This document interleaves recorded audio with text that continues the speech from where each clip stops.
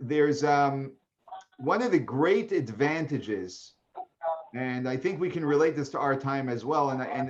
I've said this, shared this many times. One of the great advantages that God gave to the land of Israel, which of course was deliberately, as everything is, but this was explicitly deliberately, was that he gave them a land which has a very big water problem, a very big water problem. One of the ways actually that the Arabs wanted to hurt Israel, which would have been a life-threatening challenge, was to divert, I think it was the Jordan River, so that it would minimize the amount of water Israel had, because as it is, Israel has had an enormous problem with having enough water. And the reason why that's a blessing, and this is an example to Barry's question of something that's a huge pressure on Israel, and you hear it like so often. I mean, unfortunately, almost every year about the drought, water, rain is needed. The reason why it's a blessing is because it requires us to turn to God. Doesn't let us. It's not only that it requires us to turn to God. It doesn't let us forget that our blessings come from God. Like the Torah says, and I discussed this one of the evenings this week, that the Torah says that when you observe the Shemitah, the sabbatical year, and you don't plant, that God says, I will bless you and you're going to have plenty.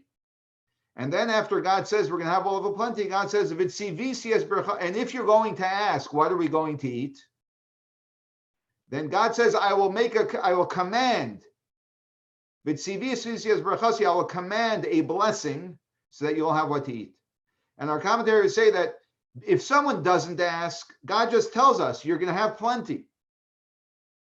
But the moment the person asks, which demonstrates that they didn't realize that the last 6 years they only ate because God blessed the seed to grow. That's just a natural occurrence that God created in creation. Nature is really God just repeating himself over and over, so we call it nature. But if someone forgets that, then suddenly they think, oh, the last 6 years I ate because of my effort. But now the 7th year, what am I going to eat? So God says, oh, I have to command a special blessing just for you. So it's this reminder that the land of Israel gives us, that we have in the land of Israel, that when there isn't rain, you don't just go to the Nile River and create a channel off of the Nile River to irrigate your land. You have to turn to God and say, God, we need rain. And that's a blessing. It's a blessing because it reinforces our relationship with Hashem. It doesn't let us go too far away. Now, what's interesting is that until 15 years ago, the primary source of water for Israel was from a well-known body of water called the Kinneret.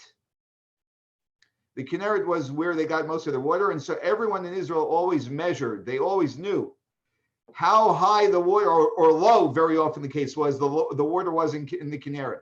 And when the water was very low in the Kinneret, Israel was in a very desperate situation. But that changed 15 years ago. And today, over 80% of the water that they drink and they use in Israel is actually through desalination, where they just pump water right out of the Mediterranean.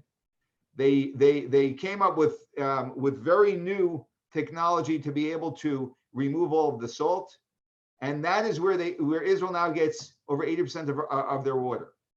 But the Kinneret was always a very important body of water. Now, this issue that Israel has with water is an issue that Israel always had. And so we have repeated stories in the Talmud, actually, about droughts. Actually, I should say that not only do we have repeated stories about droughts, there's an entire tractate of Mishnah called Tainus, which means fasts. And you might think, what's it talking about? What fast is it talking about? Oh, Rosh Hashanah, Yom Kippur, maybe Tisha B'Av, right? It's actually that's not the primary focus of the tractate.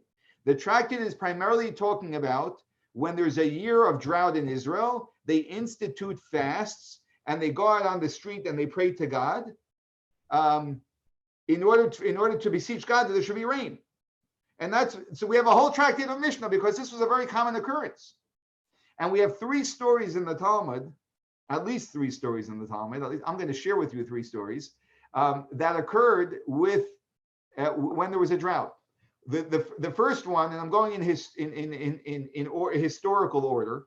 The first one was with a man by the name of Choni Hamagel. It's a very famous story, very well-known story from the Talmud. Choni Hamagel was a man who was considered to be an insider with God. That's how holy he was. Everyone saw him as a man who was a very intimate. He had an intimate connection with God. And when there was a drought, he was called Choni Hamagel because Hamagel means a circle. And this Choni, one year there was a drought, and they prayed and prayed and prayed, but there was no rain. God wasn't responding. So Choni Hamagel prayed to God. It didn't rain, so he drew a circle on the earth, and he stood in the circle. And he said, God, I am not getting out of this circle until it starts raining. Could you imagine? It goes a little bit hand in hand with what I've mentioned the other week about, demanding from God. Pesach, right? Demanding from God. And that's what he did. He said, God, I'm not getting out until it rains. And granted, he was a great tzaddik. And so actually, suddenly it started to drizzle. So Choni Hamagel said, God, I didn't pray to you for rain that's not going to help us. We need a lot of rain for the crops. So suddenly, after he said that, it started to pour torrential rains. But the torrential rains actually are not helpful because it's too much rain. So he prayed to God and he said, I'm not asking for rain that's going to destroy our fields. I'm asking for rain that's going to sustain our fields. And then it started to rain at a normal pace. That was the ultimatum he gave God, and it worked because of who he was, I'm sure. Another story the Torah tells us that happened with Rabbi. So Choni Hamagel lived in the first century BCE. Rabbi Akiva lived, I think, in the first century CE, Common Era. So, and during Rabbi Akiva's time, and some of you may remember this from the high holidays, we usually repeat this every year on Rosh Hashanah or Yom Kippur, that the reason why we have our Avinu Malkeinu prayer is because it was instituted after there was a drought and they prayed and God wasn't answering.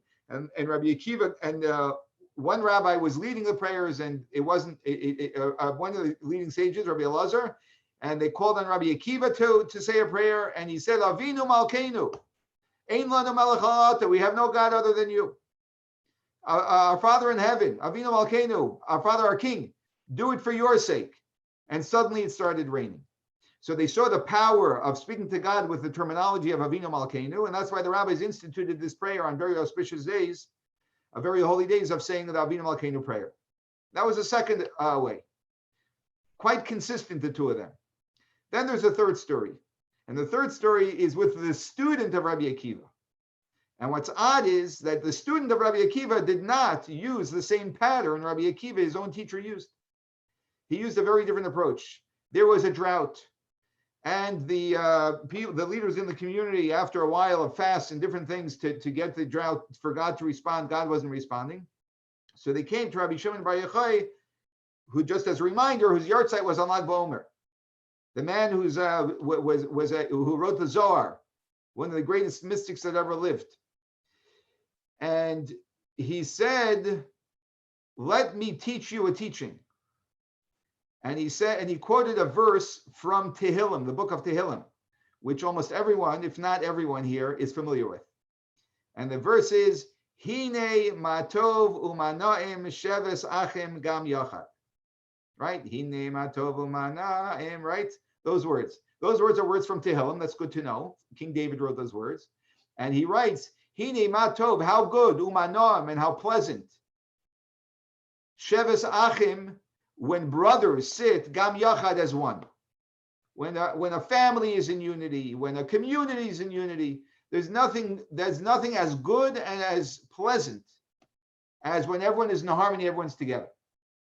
So he said, what was the teaching he said then? When do you know, he said, what he asked him, what is Sheves Achim? Like, if you had to describe unity, no, it's a loose word, unity. But how do you know when there is in fact unity? What is Sheves Achim? That's what he asked them. And he said, I'll tell you what the Sheves Achim is. Sheves Achim is what you experience in the Holy of Holies. What is in the Holy of Holies? The cherubs, the keruvim, the two angelic figures that are looking at each other. They are facing each other. So he said, when is it ma tov umanoim? When is it good and when is it pleasant? When Sheves Achim? when the relationship between two is a relationship which is what we call a face-to-face relationship. When we're upset at someone, we don't want to look at them. We walk by them when we turn our face. But when we are very comfortable with someone, we're connected, we look directly into their eyes. Right? Like if you've ever done an exercise of trying to stare in someone else's eyes for a prolonged period of time. It's a very powerful exercise to do because it's very, very hard to do. Very few people find that easy to do. Because when you're looking into someone's eyes, you're looking into them. And we feel uncomfortable. But when we are one, when we are truly unified, we can look right into each other. So he continued and he said, when Hashem, we know, is our husband, metaphorically, and we are his wife. The Jewish people are the wife. King Solomon wrote a whole book, Song of Songs, a whole book following a metaphor of a husband and a wife, and it's all about God, the husband, and the Jewish people, the wife.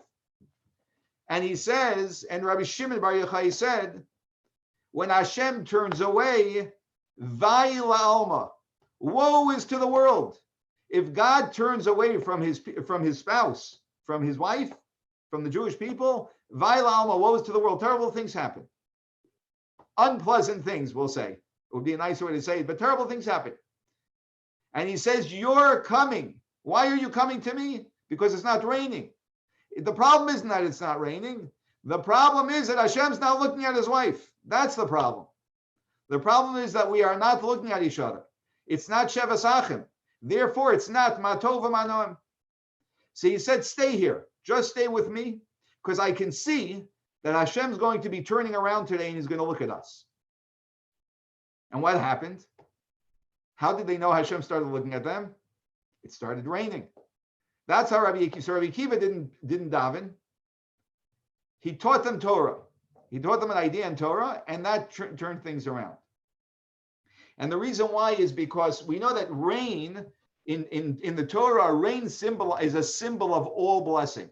That's why we say, the Baal Shem Tov said, that whenever you see a body, this is from the Hayom Yom. In the Hayom Yom, the Rebbe writes that the Baal Shem Tov said that you should say, whenever you see water, you should say that the Baal Shem Tov says that water is a simin bracha, is a sign of blessing.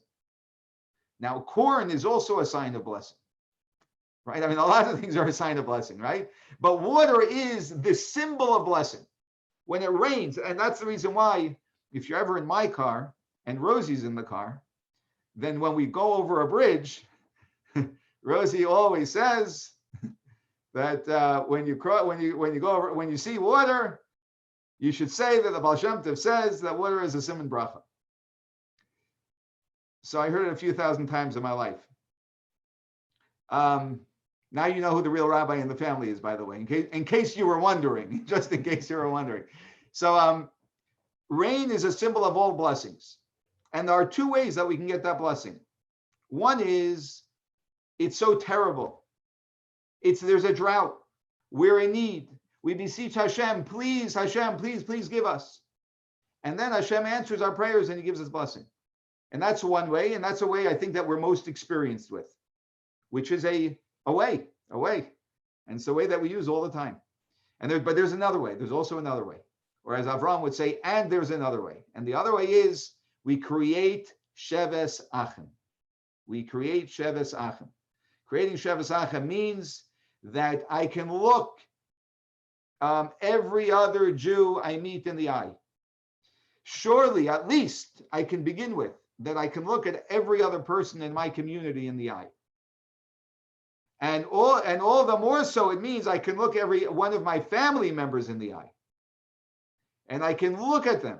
And we can have a face-to-face relationship despite our differences and despite our disagreements and despite the fact that we have different perspective and different opinions and different political leanings and all that stuff. What brings down rain from heaven, which essentially means what brings down blessing, is when there is Sheves Achim. That's how we create such blessing.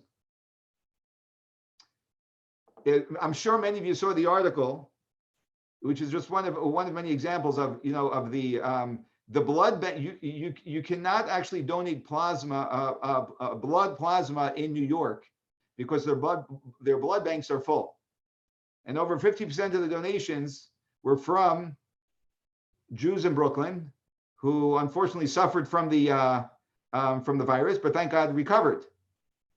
And what did they do? They took the now blessing that they have, which is again somewhat related to what Barry said, not entirely, because the actual illness is not a blessing. Even though something good comes out of it, it doesn't make the actual experience a positive one.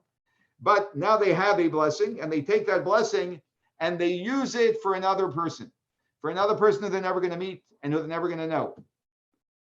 But because we look out for each other and we care about each other, and it makes no difference who that's going to go to, it's going to help another person, and therefore we help them. And all the more so, like I said before, what I feel is, there are a number of silver linings for me, or because I don't want to say that this is a blessing at all, but from this challenging time, there are opportunities. And one of the opportunities that I have found for me, which is different for every person, is that I have been able to reflect on my interaction with my family members, and also I've been able to change that, improve it. I've been able to improve it because I'm under less pressure and I'm more focused on the value of our relationship, and it makes a world of a difference.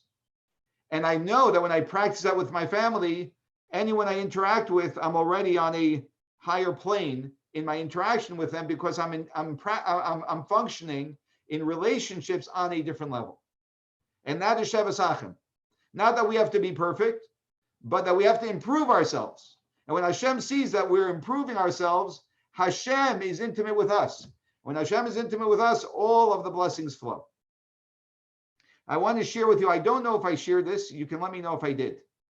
But there was a letter from the Rebbe that I read about 3 or 4 weeks ago that was very meaningful to me, because it validated an idea that I probably said many times, but sometimes when I don't have a explicit source for certain ideas, I'm still a little bit hesitant.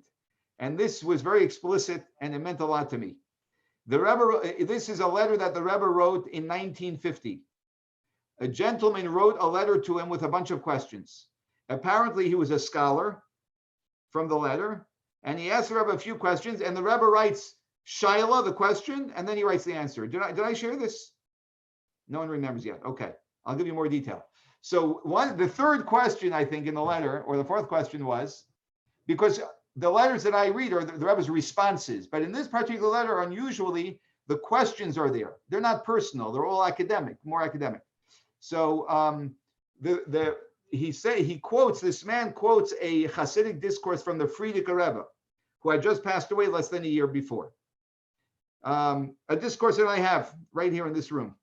And in the discourse, the Frierdiker Rebbe writes that there were 2 Jews in a town. The Frierdiker Rebbe would write a lot about stories in the towns and shtetls of Europe and Russia. And he says there were 2 Jews. There was a Jew by the name of Reb Avram, who was a simple Jew. Simple meaning he wasn't a scholar, whether it's because he didn't have the opportunity or he didn't have the bandwidth, if you will, whatever it was, he was a simple Jew. But he was a very, very refined person. His character was beautiful.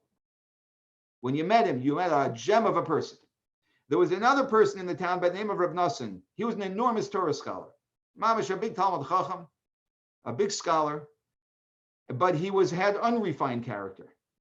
And the Frierdiker Rebbe writes that Reb Avram was of greater stature than Reb Nosson, because he had finer character. So this man writes to the Rebbe, from the way the Frierdiker Rebbe writes, it's no wonder that there was such strong opposition to the Hasidic movement. Because the Frierdiker Rebbe is saying that a person with fine character is finer than a Torah scholar, which is really an attack on the Jewish world. And to be honest, and this is the reason why this meant so much to me, this letter. And to be honest, this is the perspective of many, many people today. And that's why, the letter meant so much to me, because I have the Rebbe's response to it, explicit. And the Rebbe says this, and I'm just paraphrasing, of course. The Rebbe says that if they oppose the Hasidic movement for this reason, then they oppose the Gemara and the Rambam as well. And he quotes, the Rambam writes that if there is a Torah scholar who teaches Torah and his conduct is inappropriate, and I'll explain it, and I'll quote the Talmud 1 second to define what inappropriate means, then it's forbidden to learn Torah from him. That's what the Rambam writes. So he's saying this isn't the Friedrich Rebbe's invention. You just have to open up a Rambam. And then he says the Talmud, in the Talmud tractate Yuma says that if a Torah scholar's speech isn't pleasant and he doesn't receive people warmly, besaver panim yafes, which means with a welcoming countenance, and he's argumentative and he gets angry, he's mechalal shem shamayim, he desecrates God. That's what the Talmud says, right? And the atonement for that is Misa. You know what Misa is? Death. And then he says, he quotes another place in the Talmud. I'm not giving you all of the quotes. I'm just giving you some of them. The Rebbe goes through a few. And then the Rebbe says, why was the second Beis HaMikdash destroyed? And why are we in exile for 1,900 years? We're in exile for 1,900 years. We don't have a temple. The Jews were learning Torah during the Second Temple, and they were observing all the mitzvahs during the Second Temple. The reason why the Second Temple was destroyed, as the Talmud tells us, is because of sinas chinam. Because we didn't have refined character. We couldn't simply get along with someone who's different than us. And everyone is different than us. That's the reason why. The first Beis HaMikdash, the Rebbe says, the exile after the first Beis HaMikdash was, the first temple was destroyed. How long was the exile after the first temple? As you may know, 70 years. Not 1,900 years. 70 years. 70 years. Why? Why was the first temple destroyed? You know why the first temple was destroyed? Because the Jews committed idolatry, adultery, murder. Which one do you think is worse? Idolatry, adultery, murder, or they can't get along with each other? Unrefined character. Well, apparently, idolatry, adultery, murder, we only have a 70-year exile. But because we cannot get along with each other, I shouldn't say that, because when we don't get along with each other, that causes a 1,900-year exile. And that's the reason why our character, who we are, the person we bring to serving God, is as important and in many ways more important than the serving of God in and of its own. It's not enough for us to be able to put feathers in our hats and say, I do this and I do this and I do this. Who is the person who's doing that? And that's what Rav Shimon Bar Yochai said. Hashem faces us when there is Sheves Achim Gam Yachad, when we sit like brothers together. So I know we all know this. And we have one of the most, really the most phenomenal group that I have ever been a part of, our community. We are fantastic. I'm not saying that also to put feathers in anyone's hats. I'm just saying Baruch Hashem, and we all support this, and that's how it all comes together. But it's something that we go deeper and deeper into in our lives and get better and better at. So when other people come into the community, they get swept into this movement. They have to be swept. They have to feel an energy of Sheves Achim. And they just get swept into it. So that they can say, wow, this is exactly what Hashem is waiting for. So l'chaim, everyone, and a wonderful, wonderful Shabbos. We should all have a Shabbos where we connect more with those we are with.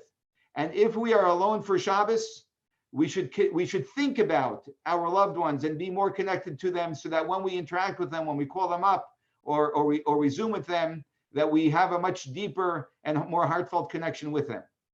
And that way, if Rabbi Shimon Bar Yochai was able to turn a drought into rain pouring from heaven, I have no doubt that we can, through our efforts, also obliterate this virus. And again, tell Hashem that we don't want a compromised response. We want a full response. And that's with the coming of Mashiach. L'chaim, l'chaim. Amen, l'chaim. L'chaim. You're officially unmuted. So you can share. Rabbi, please do not delete these lectures, okay? It's available on Facebook and on YouTube. L'chaim, Ari, everyone. Who is that from? Ed Rosenberg. I missed it. Who is that? Hershey Rosenberg. Oh, Hershey. Send regards to Borokar.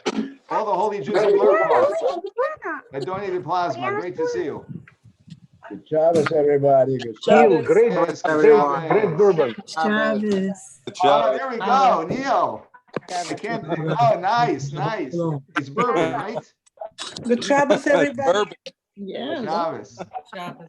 John Singer, if you need us to send you a bottle, we'll be happy to sponsor a bottle for you. John, you need some Grey Goose, John? I do need some Grey Goose. We'll have to send over a shipment.